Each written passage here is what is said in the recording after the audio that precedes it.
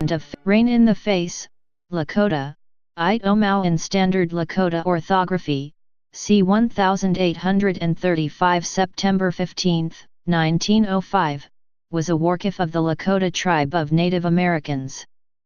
His mother was a Dakota related to the band of famous Chief Inkpaduta.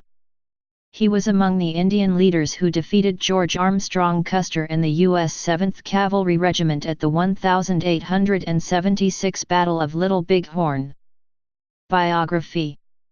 Born in the Dakota Territory near the forks of the Cheyenne River about 1835, Rain in the Face was from the Hunkpapa band within the Lakota Nation. His name may have been a result of a fight when he was a boy in which his face was splattered like rain with his Cheyenne adversary's blood. Late in his life, the chief related that the name was reinforced by an incident when he was a young man where he was in a battle in a heavy rainstorm with a band of Gros Ventres. At the end of the lengthy combat, his face was streaked with war paint. He first fought against the whites in the summer of 1866 when he participated in a raid against Fort Totten in what is now North Dakota. In 1868, he again fought the U.S. Army in the Fetterman Massacre near Fort Phil Kearny in present-day Wyoming.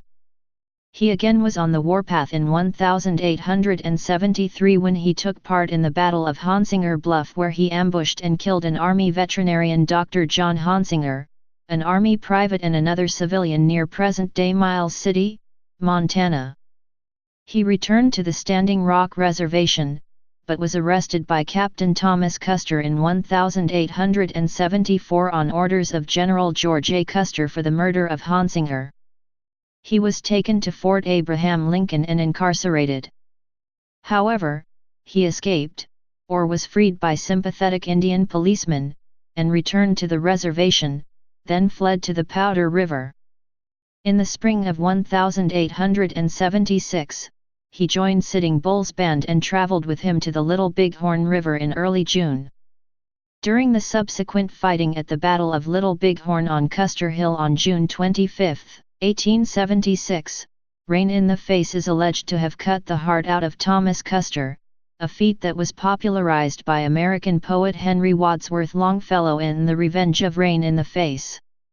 According to the dubious legend, Rain in the Face was fulfilling a vow of vengeance because he thought Captain Thomas Custer had unjustly imprisoned him in 1874.